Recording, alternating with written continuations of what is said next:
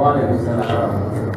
Innal hamdalillah nahmaduhu wa nasta'inuhu wa nastaghfiruh wa na'udzu billahi min shururi anfusina wa min sayyiati a'malina may yahdihillahu fala mudilla lahu wa may yudlil fala hadiya lahu. Asyhadu an la ilaha illallah wahdahu la syarika lahu wa asyhadu anna Muhammadan abduhu wa rasuluhu sallallahu alaihi wa ala alihi wa ashabihi wa man tabi'ahum bi ihsanin ila yaumil din. Wassalamu tasliman katsiran. Ya ayyuhalladzina amanu ittaqullaha haqqa tuqatih wa la tamutunna illa wa antum muslimun. Ya ayyuhan nas ittaqu rabbakum alladzi khalaqakum min nafsin wahidah wa khalaqa minha zawjaha wa bassa minhuma rijalan katsiran wa nisaa wa taqullaha alladzi tasaaluna bihi wal arham innallaha kana 'alaikum raqiba. Ya ayyuhalladzina amanu ittaqullaha wa qulu qawlan sadida yuslih lakum a'malakum wa yaghfir lakum dhunubakum wa may yuti'illah wa rasulahu faqad faza fawzan 'azima. Amma ba'd. Yang saya hormati, yang dirahmati Allah, yang dipilih Allah dan dijamin duduknya di musyawarah Allah Subhanahu wa taala, saudara-saudariku dari Telkomsel Kayungan. Alhamdulillah bersyukur kita masih dikaruniai iman Islam. Alhamdulillah bersyukur kita masih dikaruniai kesehatan. Alhamdulillah bersyukur kita masih digerakkan untuk bisa sholat tarawih berjamaah. Dan alhamdulillah bersyukur kita masih bisa duduk bermajlis. Berarti antum ini sedang dipilih betul oleh Allah. Sebab Rasul Muhammad SAW bersabda dalam hadis Bukhari, "May yuridillahu bihi khairan yufaqihuhu fid-din." Kalau Allah menghendaki kebaikan pada diri seorang hambanya, maka Allah akan menggerakkan dia kemana? Ke masjid, musola untuk sholat tarawih berjamaah. Kemana? Ke majlis untuk menjadikan tafakuh, memahami tentang ilmu agama. Dan mudah-mudahan langkah kita dari tempat kerja ruangan kita, bahkan dari rumah kita terhitung sampai di musola ini menjadi catatan memberati amal ibadah masing-masing. Salam dan selamat dan curahkan pada junjungan kita Nabi Muhammad SAW. Saudara-saudariku, sekarang orang sebut zaman ini zaman milenial, betul? Kalau saya tak cocok, saya lebih bilang zaman geden, saya bilang zaman gini. Sudah pada karuannya. Yang terjadi itu semakin banyak kerusakan, baik dalam tatanan norma, kerusakan dalam tatanan berakidah, banyak sekali. Sebenarnya kalau kita mau lihat lagi kenapa ini terjadi, sudah lama. Cuma mungkin menguatnya atau kesadaran itu baru kita merasakannya. Coba buka Qurannya halaman 264. Bingung kalau pakai halaman. Buka surat 15 ayat 39. Qala Rabbi, siapa yang ngomong? Qala Rabbi, siapa yang ngomong? Allah. Dicek dulu sekarang ayat 39. Qala Rabbi bima awwatani la tunzala fil ard wa na'am ajma'in. Siapa yang bicara? Iblis. Iblis berkata, ya Allah, karena aku ini terhubung sesat, maka aku akan menjadikan kejahatan, kemaksiatan, kerusakan di muka bumi ini tanpa indah. Ya. Maka fenomena sekarang ini dalam bentuk kerusakan, maksiat, kejahatan tanpa indah. Kemudian bahwa kena ajmain, dia mengatakan apa?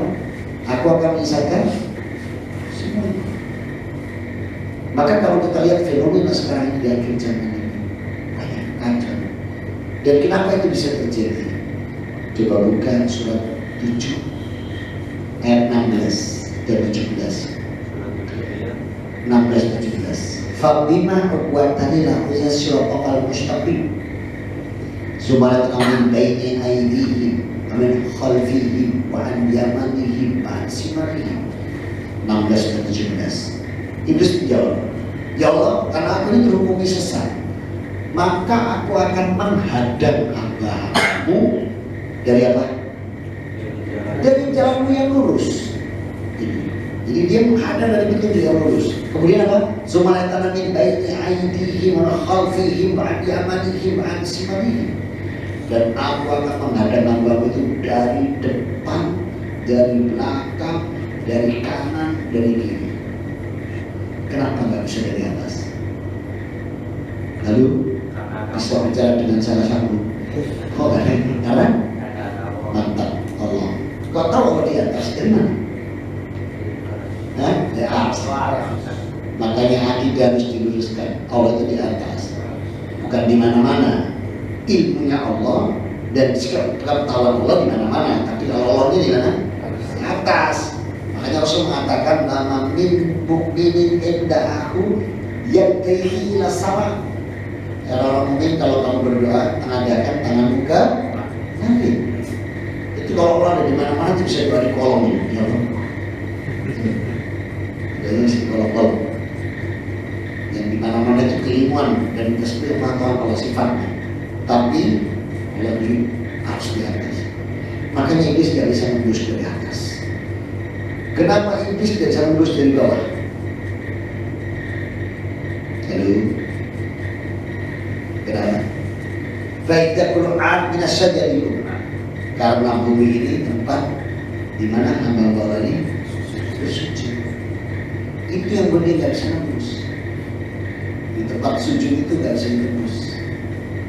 Kedua, di dalam perut bumi ada api, betul? Nah, iblis tidak bisa menembus apinya Allah. Tapi kalau api yang tokai, yang ini, yang disujud itu tambah masuk semua. Ya. Mohon maaf yang masih menyalakan tokai. Nah, karena itu maka disinilah iblis dan bala tentara yang tidak pernah berhenti. Ini yang terjadi saat ini. Dan itu dilakukan di semua ini. Karena dia mengatakan wa'adna ajma'in, aku akan mengatakan semuanya. Coba kita lihat dari lingkup diri pribadi, ibadah kita, lihat sholat-sholat kita, yang buat kita males ya, yang buat kita merasa meringankan atau mengentengkan segala. Setelah itu dengan keluarga.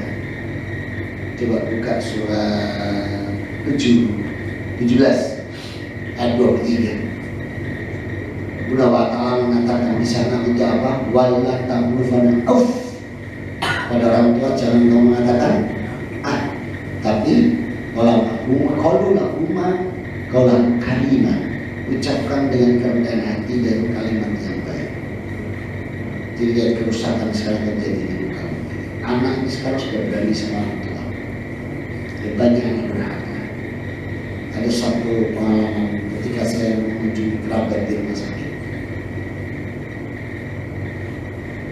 Karena banyaknya yang berkunjung, saya penat di ruangan itu, saya keluar.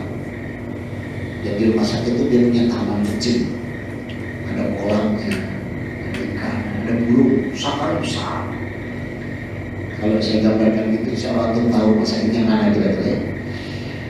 Nah, pas saya menghirup udara yang tenang, sekarang sudah banyaknya yang besuk gitu, kayaknya ada seorang laki-laki di dalam kursi roda, mungkin usia sekitar 85 ke atas, didampingi laki-laki sekitar 40-an, pakai HP itu gak berhenti, mau yang gini terus, yang gini, mau chatting gini gak berhenti, sampai akhirnya si pendorong sistem menanyakan, nah itu gak dari tempat saya duduk tadi, ya geser ke sana, bedanya. Sambil di sini Pak, kata ini, sambilnya, sini, berapa sih, 3 aja. Terus bapak yang di kursi dari tadi yang didorong, nanya ke anaknya, dia panggil nama anaknya, saya lupa nama anaknya, Tommy atau Tom atau Thomas, pokoknya dia panggil nama anak gitu aja ya. Nah, apa itu nah? Mana? Ini. Burung ngomong lagi dia. Sekali lagi, nah itu apa? Burung mulai diminta, mulai tinggi nanti. Burung apa? Burung blekok waktu itu dia. Sebenarnya bahasa Jawa gitu dialognya. Bisa Indonesia itu blekok. Burung blekok Pak, blekok. Masa lu nggak ngerti? Mau dimarahin Bapak? Saya rasanya panas hati mendengar seperti itu.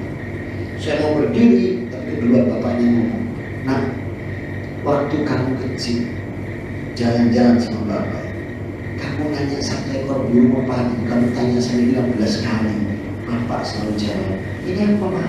Burung apa? Baik, ini apa? Bapak jawab, sekarang bapak baru tanya pada kalian sudah kau bentak dan matamu sudah melotot ke saya. Baru saya bisa berdiri semua. Mas, mohon maaf ya, saya nggak tahu agamanya sampean apa sih. Saya orang Islam. Rasul saya itu pesan, ridho wafir ridho walidain. Ridhonya Allah itu tergantung orang tua saya. Walaupun bapak itu urutan keempat yang harus dihormati. Urutan pertama siapa? Kedua? Ketiga? Dan bapak. Minta maaf sampean. Wah, mati kami. Baru mati, baru dipeluk kok ini nangis.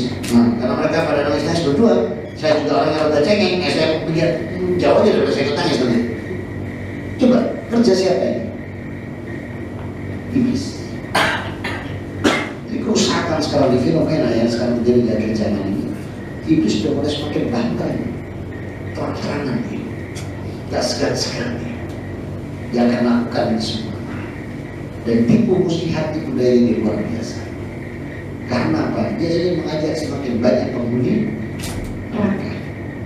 Maka kita perlu bijak syair, penghuni neraka yang apinya menyala.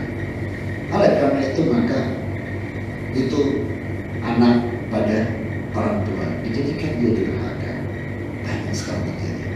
Bahkan orang tua dikirim ke panti jompo. Padahal dia kita harus memeliharanya menjadi tua. Maka kalau ada orang Islam mengirim anaknya ke panti jompo, Masya Allah, lanjut minum terus, tidak beriman. Itu anak orang tua. Fenomena sekarang dibuat mereka durhaka. Mereka tidak mau mendengarkan orang tua. Sekarang orang tua kepada anak pun juga Iblis ngambil kesempatan. Buka surat 31 ayat 15. Waminan Abu Dhar Muslim, dalam kamu ibadati aku dan jangan menyebutkan aku dengan siapapun. Maka kalau orang tua kita meminta kita menyebutkan barang ilmu dan kita tidak tahu ilmu, maka jangan diikuti. Nah, kadang orang tua pun dia bisa karena otak ini sudah terpengaruh dengan fenomena zaman yang sedikit-sedikit uang, kekayaan, supremasi mulai. Dia bisa dan bertanya di sana. Makanya ada satu ilustrasi dari true story. Ada seorang ayah, suami istri punya anak dua, laki-laki dua-duanya. Yang pertama ini pintar banget, IQ-nya itu 110 atau 111. Dan serta bapaknya saking pintarnya anaknya. Dan bapaknya itu mulai terpengaruh dengan fenomena sekarang, sedikit-sedikit uang, apa-apa uang. Maka anaknya yang pertama ini dia cetak menjadi dokter. Waktu saya tanya, kenapa kok dia akan dokter? Iya, Ustaz, soalnya sekarang stetoskop nempel ini. Berapa dok? 200. Nempel lagi, stetoskop 200. Jadi bapaknya itu tergambarkannya anak pada diri pencetak uang. Anak kedua, rada bandel, nggak seberapa pinter, ada bediknya. Nah ini bapak nyarakan pondok pesantren. Emang pondok pesantren untuk penjara anak dablek? Al-Mukhim, hasil akhirnya sama-sama dewasa sudah menikah. Anak yang pertama rumahnya 500 meter persegi, tinggal 2. Anak pertama. Anak yang kedua 9 kali 6, kontrak pula 2 kamar. Apa yang terjadi? Kunjungan orang tua ke anak pertama belum sampai masuk rumah, baru di pagar sudah tahu lagi. Kenapa? CCTV. Bapaknya datang, naik ke kamar, buka, ambil uang 10 juta disiapkan. Bapak itunya masuk cuma saling. Bapak ini uang sama ibu 10 juta, kalau mau belajar pergi pakai itu sopir udah siap, itu ada pembantu, silakan semua, saya harus pergi. Plus, enggak. Kunjungan ke anak kedua, ketok pintu, blok sampai buat nggak tahu siapa, nggak ada CCTV. Setelah dibuka baru, Masya Allah bapak ibu ini, si anak saling anak laki yang kedua perintahkan istrinya menyiapkan urusan dalam, dia puas sebentar baru memberikan kesukaan bapak ibu semasa dia masih bersama satu rumah, semua disiapkan. Kira-kira kalau punya dua anak kayak gini mau nginep dia mana? Yang kedua, nggak pakai AC ya, kamarnya cuma dua, kecil. Semua saya tanya masjid, milih yang kedua. Kenapa? Yang kedua ini punya ilmu namanya bibirul walidain. Dan tadi apa? Sumpah setan, iblis. Waktu Tuhan sirotokal mustaqim. Aku akan menghadang hamba-hambamu dari petunjukmu yang lurus.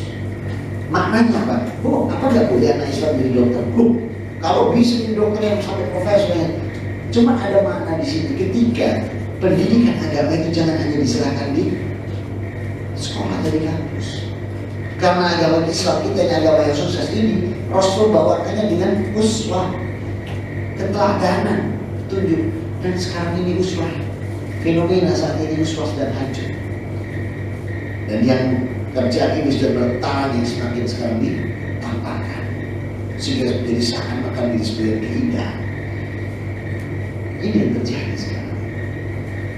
Maka orang tua mestinya tidak menyerahkan pendidikan agama ini hanya di sekolah, karena nggak cukup.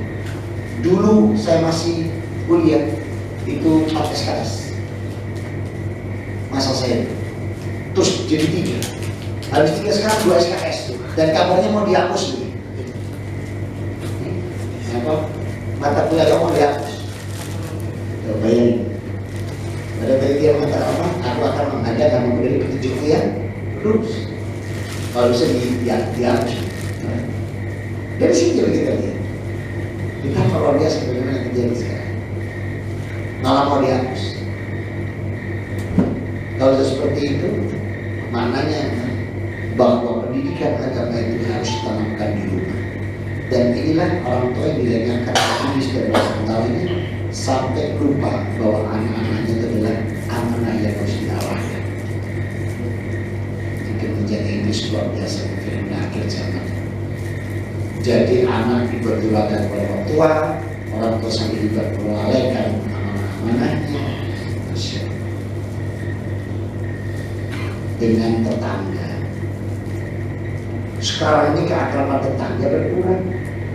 Hidup pakai sistem klaster. Kalau dulu kampung, sekarang klaster. Satu gerbang tapi nggak saling kenal. Kalau pagi satu berangkat sekarang tanya siapa? Nggak tahu. Tiap hari kita pokoknya begini. Rumahnya mungkin kira-kira blok sama kali. Sampai nggak ada ta'aruf, nggak saling kenal. Luar biasa ini. Bahkan Rasul bersabda, man kana yu'minu billahi wal yawmil akhir falyukrim jarahu. Maka orang yang beriman kepada hari akhirat dan hari itu saling menghormati dan menjaga tetangga. Ini malah nggak ngomong musuhan. Saat anak-anaknya diarahkan jangan main ke sebelah, sampai anak-anaknya disiapkan juga nggak boleh main ke sebelah. Si anak sudah tidak sama, kamu jangan main sama main sebelah. Sampai seperti itu. Luar biasa. Terhadap saudara kandung sampai gak segan saling bunuh. Lihat berita-berita isi apa ya? Urusan harta, tahta, wanita. Dan luar biasa. Malah sekarang lebih parah lagi dalam hal ibadah. Sampai dikatakan semua agama sama. Semua agama benar. Alhamdulillah minta. Coba buka Qurannya halaman 43. Susahnya orang ini. Al-Baqarah 257. Pojok kanan atas. Allahu waliyul ladina amanu yukhrijuhum minad dhulumati ilal nur.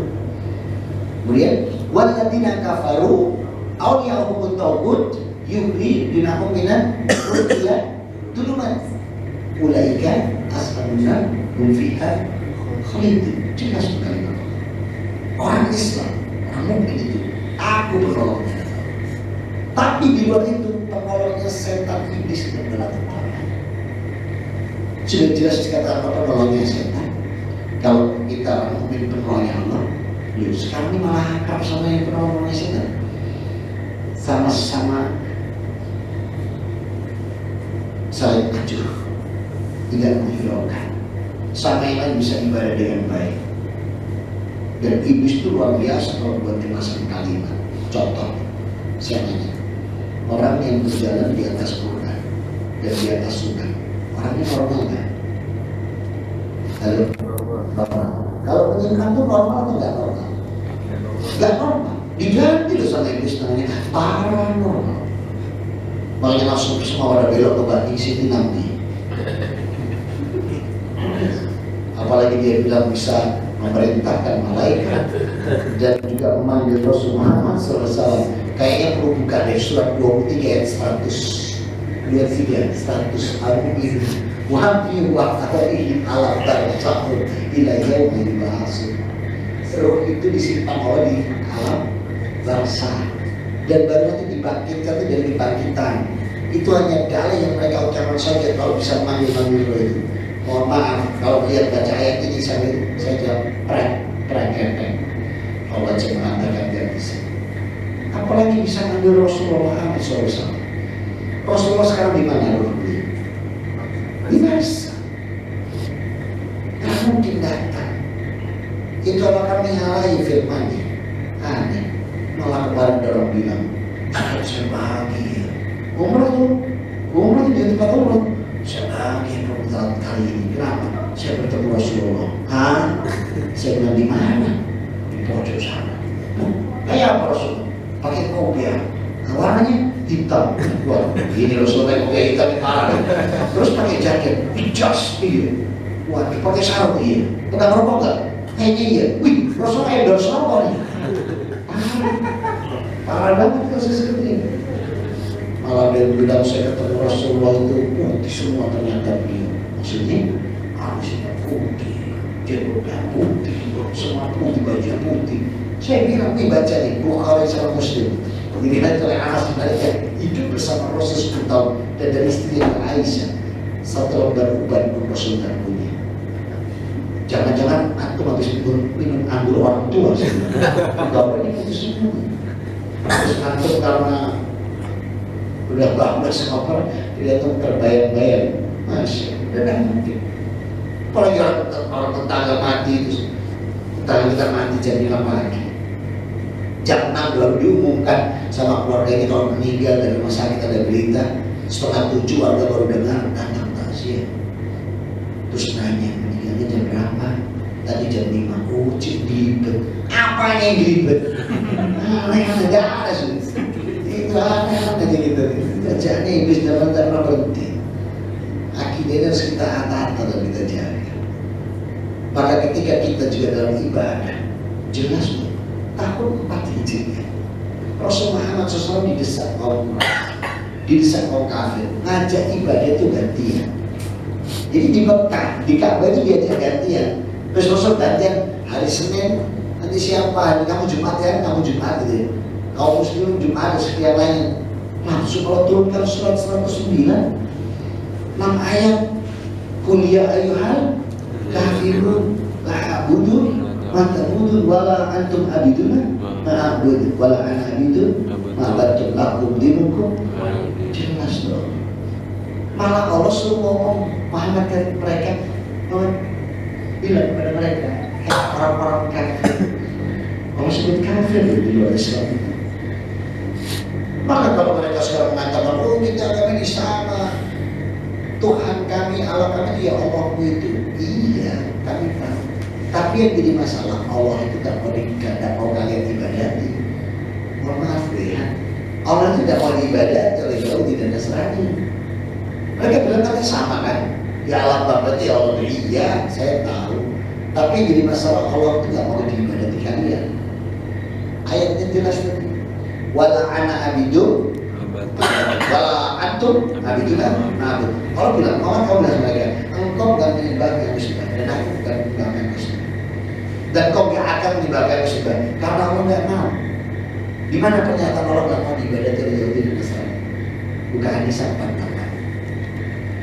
Inna Allaha la yaghfiru ayyushraka bihi Fayaghfiru ma duna dzalika liman yasha wa may yushrik billahi faqad iftara itsman adzima. Masalahnya Allah itu tidak mau diibadati mereka. Allah mengatakan tidak akan mengampuni dosa urusan syirik, musyrik dan menyekutukan Allah. Wa yaghfiru ma duna dzalika liman yasha, Allah mengampuni semua dosa selain itu. Nah, perlu diketahui kenapa Allah tidak mau diibadati Yahudi. Karena Yahudi menjadikan Uzair anak Allah, Tuhan kedua, dan menjadikan Nabi Isa bagi Nasrani anak Tuhan. Ini yang membuat Allah tidak mau diibadati dua kaum ini. Ini dia ngerti itu, makanya meninggal pindah. Kalau tidak kan tetap di sana. Nah, jadi kenapa Allah tidak mau diibadati Yahudi? Kenapa Yahudi dan Nasrani itu Allah dicap masuk neraka? Itu kalau dia mau nggak mau terima loh mereka. Oh, saya nanya, bilang kan masuk neraka. Yang ngomong Allah Tuhan dulu. Coba buka surat 98 ayat 6. Dia tenang. Innal ladina kafaru min ahli kitab wal musyrikin finnari jahannam khalidina fiha ulaika hum syarrul bariyah. Allah sendiri dia mengatakan sesungguhnya orang kafir itu dari golongan mereka adalah orang-orang ahli kitab, orang-orang musyrik, dan mereka tempat neraka kekal dalam sejelek-jeleknya. Allah yang mengatakan sebab Allah tidak mau diibadati mereka karena mereka menjadikan Uzair Tuhan yang kedua, menjadikan Nabi Isa anaknya Tuhan. Ini yang membuat Allah tidak mau diibadati mereka. Dan ini kerjanya iblis luar biasa, luar biasa. Sampai kemarin saya dapat WA dari teman mantan gereja, ngetiknya pakai nama saya yang lama lagi, Chris, gitu. Kamu udah kerja lagi? Tanya itu apa? Dijawab dia, nih teman-temanmu sekarang ke gereja. Dia kirim video, lengkap pakai kopi, pakai baju takwa, main di gereja, bareng-bareng kebaktian. Apalagi lagunya Gloria in Excelsis Deo. Itulah kepujian tertinggi di agama saya. Sudah pakai hadrat dan ikut nyanyi. Tak jawab, biar dia bilang, ini bocong nak gereja. Tak bisa jawab ya. Ini bocong saya kena gereja. Kamu tak tahu. Tak jawab, biar bocongku saya tak lepas. Kita jauh. Terus ternyata biasa dulu. Siapa terjadi? Kerja siapa ini? Iblis. Dan fenomena ini dia bungkus sangat luar biasa dengan kalimat toleransi. Padahal toleransi di fenomena yang sesungguhnya dia Allah inginkan itu adalah laku. Jadi Allah itu tidak menginginkan campur aduk di orang lain. Makanya Allah juga tidak pernah memaksa hambanya. Tidak ada hambanya yang dipaksa satu. Makanya kenapa di Quran itu ada surat-surat ayat-ayat ancaman, ada ayat kabar gembira, dan ada ayat peringatan. Tapi coba antum buka Alkitab lihat, kita bisa lihat ada ancaman neraka. Kenapa demikian? Mau tahu jawabannya? Kalau nggak mau, mari kita tutup dengan doa. Mau tahu jawabannya? Sebab Al-Quran ini kenapa bisa cerita neraka dan ancamannya? Yang buat neraka siapa? Allah. Yang nulis Quran siapa? Allah yang buat. Allah sendiri yang buat kalam ini. Cuma ditulis oleh para sahabat yang bisa kepada kita. Tapi yang membuat firman ini Allah. Yang membuat neraka Allah. Makanya Allah bisa cerita detail tentang neraka dengan segala ancamannya. Karena yang buat. Coba buka Alkitab. Ada tentang neraka? Gak ada. Karena mereka mengatakan tidak ada neraka. Dan mereka terperdaya dengan agama yang mereka adakan sendiri. Maaf ya, mereka terperdaya dengan agama yang mereka adakan sendiri. Dari mana ini? Buka kisah para rasul. Nggak punya sampai. Makanya hafir dulu ya. Kisah para rasul 1 ayat 1-1. Dari Paulus. Kemudian Tesalonika pasal 7-3-48. Wahai saudara-saudaraku, ikuti ajaranku kalimatnya. Buka itu, googling itu. Ikuti ajaranku dan teruskan ajaranku ini. Aku ini pengikut Tuhan Yesus. Aku pengikut Tuhan Yesus. Yang ngomong Yesus Tuhan dia. Nabi saya pernah ngomong Tuhan. Makanya sama Allah dikatakan buka Quran sekarang. halaman 53, susah kalau halaman 3, lembar kanan atas. Apa kata Allah? Alam taru ila ladina utu nasibah minal kitabuna ila kitabillahi liyahkuma bainahum. Dia jawabannya. Dalika bi anakum qalulan tamassalun nar ayat mamdudat wa gharrakum fi dinihi ma kanu yaftarun. Maka kalau katakan apa? Tidak kalian perhatikan. Mereka itu aku beri kitabnya namanya Taurat. 3 tahun. Sebagian mereka menolak kebenaran yang datang dari dikasih Injil, diganti Bible. Nabi Isa jadikan anak Tuhan. Lihat jawabannya. Bahkan mereka mengatakan bahwa tidak akan tersentuh api neraka kecuali hanya beberapa hari saja. Lihat kalimat Allah. Mereka terperdaya dengan agama yang selalu mereka ada-adakan. Berarti dia datang dari Allah. Kalau tidak buat itu agama Yahudi, kalau tidak buat itu agama Nasrani, itu buatan manusia. Dan yang buat adalah Paulus. Tahu kan Paulus? Yang buat agama bukan yang di jalan Dinoyo. Itu pabrik roti Paulus gitu.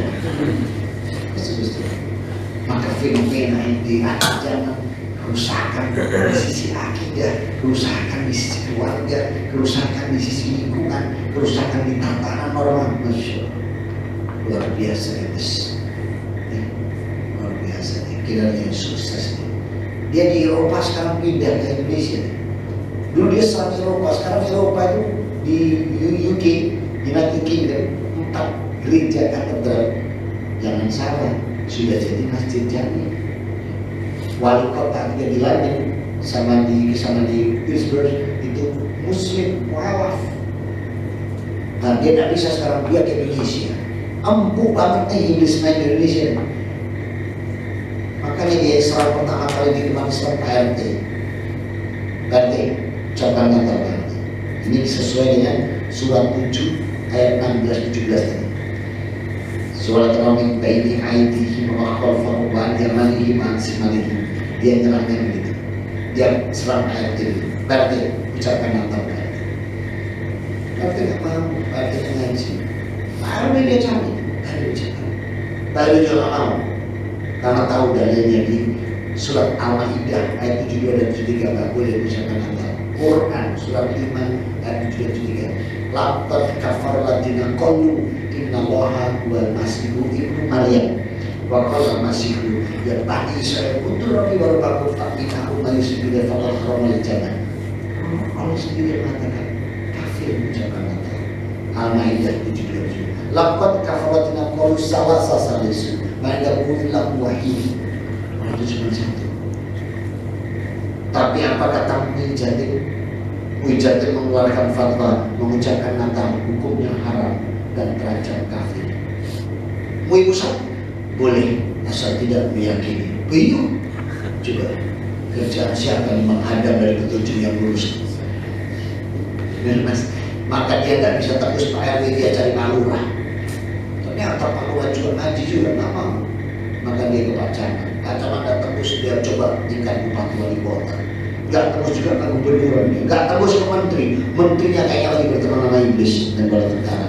Tapi bisa mengucapkan semua agama ini baik dan benar. Sementara Allah sendiri mengatakan benar. Quran dan benar. Kepresidenan nomor 1 dan 2 sama aja. Jadi kalau kita lihat di sana berarti sekarang iblis gimana? Nah di pusat ya, di daerah nggak tebus dia ke pusat. Dan ini yang terjadi fenomena akhir zaman. Sudah tua dan ada Rasulullah sampaikan nanti umat Islam itu akan semakin tersisih. Namun dia bisa dibendung karena bagaimana juga nanti akan menuju kepada khilafah dan dipimpin oleh satu orang. Tidak ada lagi negara di muka bumi dan itu pasti akan terjadi, tidak bisa tidak. Kenapa? Alat ini kuliah. Allah katakan apa? Agama ini akan dimenangkan. Al-Dilati al-Dili kulih walau karihal muslim walau karihal kafir.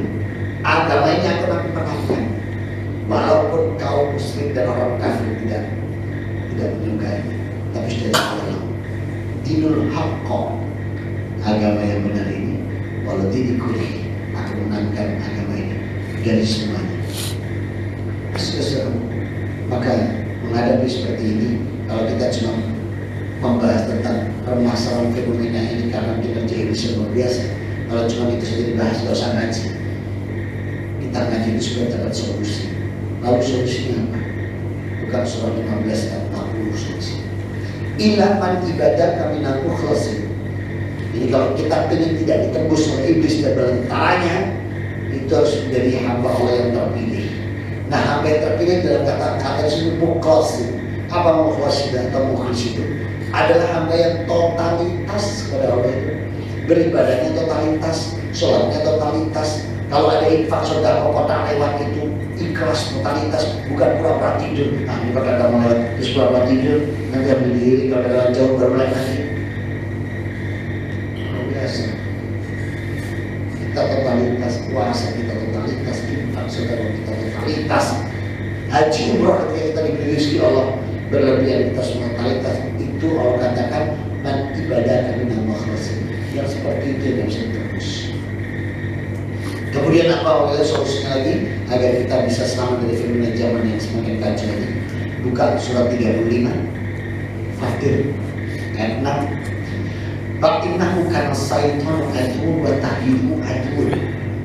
Allah mengatakan bahwa sesungguhnya setan itu musuh, maka perlakukan sebagai musuh.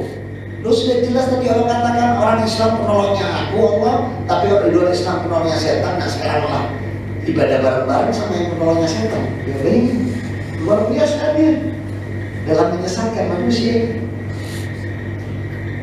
Apalagi kalau ada Jumat, ya Allah, di masjid-masjid. Teman-teman Telkomsel di Vietnam ini kalau Jumatan di mana? Belah di bawah. Belakang ada. Hati-hati tuh iblis itu kalau Jumatan. Begitu masuk ke sana, diurus-urus, turun. Kalau sampai orang khotib, nggak penting. Sampai khotib bawakan apa tentang orang tidak tahu. Kalau ditanya, mau buat baik, tidak boleh. Istintanya tadi Jumatan, Pak, iya. Apa bapak tanya? Tidak boleh. Luar biasa itu. Sampai orang Jumat ini dihadap, disuruh tidur di sini. Sampai khotib duduk loh nggak tahu. Padahal nanti dia berkata jurusan enggak aku aja bahwa istighfarullah dari Ibnu Abbas dan seterusnya.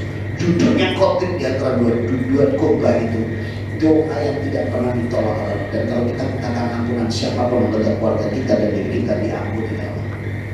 Tapi caranya dapat kenapa? Ya ada iblis sampai musuh. Ini kerjaan iblis. Nah, khotib yang lihat seperti ini mau pada tidur, biasa dia teriak-teriak, dikeraskan. Apa tujuan? Bangunkan yang tidur, gak tambah bangun, tambah tidur. Yang sadar yang mulai ini batin. Wah, ini udah tau tidur semua, dan tambah berhenti malah pengomong yang sadar. Saya itu diparingi Allah kesempatan khotib Jumat tahun 49 kali dari 52 Jumat. Coba tanyakan saya kalau khotib di 49. Khotbah saya, khotbah pertama saya 15 menit selesai. Khotbah kedua saya 5 menit, kita justru dengan doa selesai. Lu saya cepat selesai, iblis buat pulang lagi. Ngomong, terus mana? Turun-turun semari, jalan. Terus apa ini katanya turun, apa kata cuma dikasih khotib pertama ditinggal tidur, dikasih khotib cepat yang padat singkat jelas. Terus mana? Turun-turun semari. Bisa ini kan dia turun, ada Jumatan. Kalau mau tidur, tidak usah datang ya, biar pelosok di rumah ini. Terus yang tidur-tidur nanti keluar, tuh ngomong yang dada lagi. Yang tidur tadi keluar ngomong yang dada. Jangan sholat di masjid belakangnya Telkomsel yang lainnya. Kenapa? Gak sardi sama sekali. Masa? Iya. Aku udah Jumatan di sana. Khutbahnya cuma sekali. Gak ada khutbah kedua, gak pakai doa, langsung di koma. Ada dia yang tidur aja. Kerjaan siapa lagi? Iblis lagi. Maka untuk itu sebetulnya perlakuan dia sebagai musuh, bukan untuk berteman. Contoh paling gampang lagi, tetangga kita bilang, Mas, rumah Mas angker. Ah, yang benar, iya Mas. Kalau malam di atas benda, besar kita berdiri. Nanyain dia tuh security, lihat semua, lihat tetangga lihat. Nggak pernah lihat katanya. Tapi dia punya rumah dikasih suara yang tidak normal, dia kadang tidur terbanting sendiri lah, pokoknya aneh. Ya gitu tuh kakeknya nih ya, ngomong lo ya, cucu anak cucuku lo ya, katanya gitu. Hidup sama-sama, dia hidup bareng-bareng, malah cucunya tidur dikasih kaca lah, gunting ya, jarum, benang, emang mau jahit nih cucunya. Aneh-aneh. Padahal Rasul bersabda, wa idza qira'al Qur'ana fi buyutikum abadu amra fa innakum malaikat. Kalau rumah kalian itu kau bacakan Al-Baqarah talibun, gak ada namanya iblis dalam bertak tinggal di rumah kalian. Ustaz, masalahnya tak baca Quran. Ya udah, kalau belum lancar untuk awal sementara pakai HP, colok lah, kasih nomor suara, dah biar ngisi nih. Jangan diajak kamu loh, bareng-bareng. Kenapa boleh bareng-bareng? Bacakan itu ngisi, nanti ganti ya kata malaikat. Nah, cuma malaikat datangnya ketawa malaikat belum, tapi kalian punya rumah, datangnya HP-nya dulu. Karena itu maka jangan jawab sebagai teman, akan beri musuh. Lakukan itu. Jadi jangan berteman, bahaya. Kenapa? Dia tidak berhenti untuk mengajak kita ada berjalan sesuatu syariat. Dia akan membawa kita kepada neraka yang apinya menyala-nyala. Dan besok di padang mahsyar dia juga akan menolong kita. Dia akan salahnya kamu kok banyak aku. Dan dia akan mengingkari karena syaitan adu. Setan itu musuh kalian. Wakana setan khadulan, dan dia adalah pengkhianat yang nyata. Oleh karena itu saudara, menghadapi fenomena yang sekarang semakin carut marut seperti ini, ayolah totalitas berserah diri pada Allah, memperbanyak perjuangan di jalan Allah, memperkuat doa kita, dan menjadikan iblis musuh bukan teman. Mudah-mudahan hidayah dan inayah senantiasa menyertai kita semua sehingga kita mencapai mampu mencapai hamba yang memiliki derajat mutaqin, di mana amal soleh kita, amal ibadah kita bisa sesuai Quran dan Sunnah, sehingga amal kita menjadi amalan yang solihah, makbulah, wa mutaqabbalah. Amin. Allahumma. Ini yang bisa saya sampaikan. Mudah-mudahan bisa bermanfaat. Ada yang mau kita diskusikan? Tafadhol. Ada yang mau bertanya? Kalau tidak ada saya tutup doa, terus makan jajan selama hidup.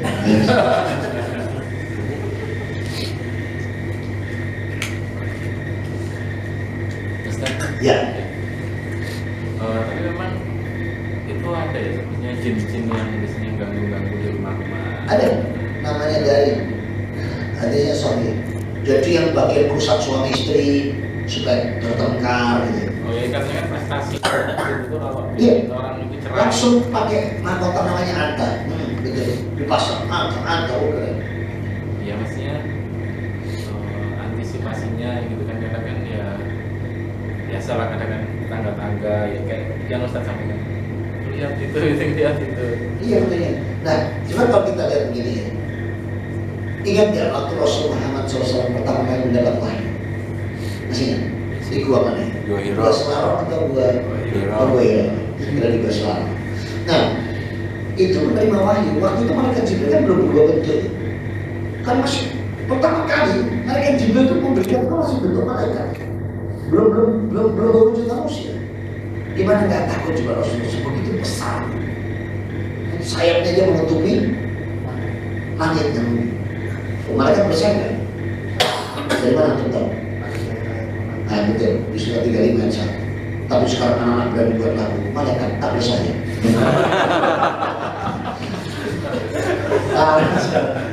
Malaikat bersayap, Allah yang katakan. Tapi anak buat lagu, malaikat tak bersayap.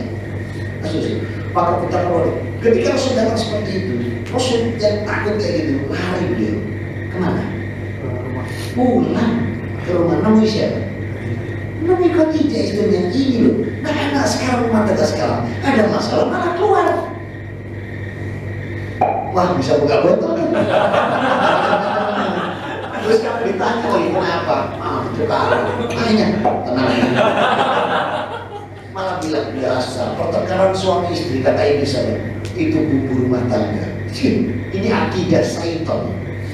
Pertengkaran suami istri katanya bumbu rumah tangga. Saya sekarang nanya jujur, Makanan itu enak pakai bumbu atau enak nggak pakai bumbu? Enak pakai bumbu, lalu itu kalau terus kalau kan lagi sayuran gitu. Maka jangan dipakai lagi sayuran. Ada masalah itu ke istri ngomong, masalah gitu. Bukan terus keluar ke kafe lah sampai berjam-jam gitu. Nah, jadi itu solusinya. Jadi ya coba lihat keteladanan Rasulullah SAW. Terus lihat di rumah tangganya, kata Anas bin Malik, haddaman aslayam, aku tuh 10 tahun kejadian. Haddam kaunuhi ufun dan pernah aku terdengar kalimat bentak dan pertengkaran di rumah tangga Rasulullah. 10 tahun Anas di rumah tangganya. Coba bayangin. Nah ini yang kadang kita kurang menerapkannya. Kita terus sedikit dulu waktu masih masa pacaran. Hati-hati saya. Ya. Kalau perasaan kita sekarang makan mata di dulu. Gimana coba? Beda yang luar biasa. Makanya Rasul ketika menikahkan Fatimah dengan alimnya itu, pesan pertamanya apa beliau? Ansik alaina lisana, ansik alaina lisana, jaga lisan kalian berdua. Itu bisa awal. Karena apa? Kacaunya hancur rumah tangga itu bukan urusan lisan, nek jalan sampai urusan cangkem.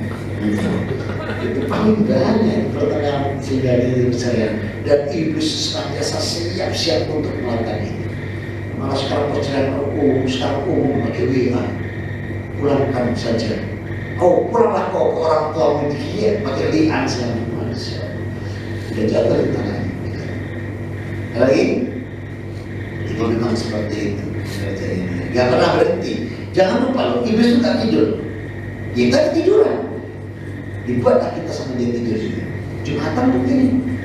Ada orang bilang ke saya, Ustaz saya boleh minum obat tidur kan?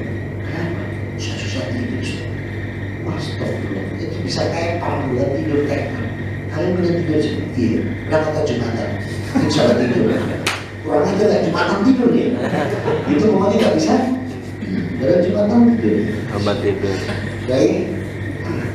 Tapi kalau jin itu punya kehidupan sendiri, punya anak atau iya, dia beranak pindah hidup. Tapi dia gak akan pernah berhenti untuk mengajak pengikutnya yang banyak. Coba buka surat 7 Al-A'raf ayat 199. Wa'dana akhirina jin wal ins lahum qulubun la yafqahuna biha wa lahum a'yunun la yubsiruna biha wa lahum adhanun la yasma'una biha. Allah bilang, aku akan jadikan neraka jahanam ini penghuninya paling banyak jin dan manusia. Kenapa? Itu di lahum qulubun la yafqahuna biha. Mereka punya hati sudah Allah pakai ayat melihat kuasa Allah. Mereka punya mata nggak digunakan untuk melihat. Mereka punya telinga nggak untuk melihat ternyata. Kalau sudah seperti itu ini sekarang terjadi di Filipina ini. Ayat Allah dilanggar total, nggak boleh bersama, malah angker mana ya Allah ya Rabbnya.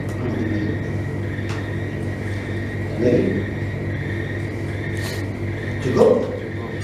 Baik, saya hafalkan yang satu. Mudah-mudahan bisa bermanfaat. Mohon maaf atas kekurangan. Aku berhada. Subhanallahumma wa bihamdika asyhadu an la ilaha illa anta astaghfiruka wa atubu ilaik. Alhamdulillah rabbil alamin. Assalamualaikum warahmatullahi wabarakatuh.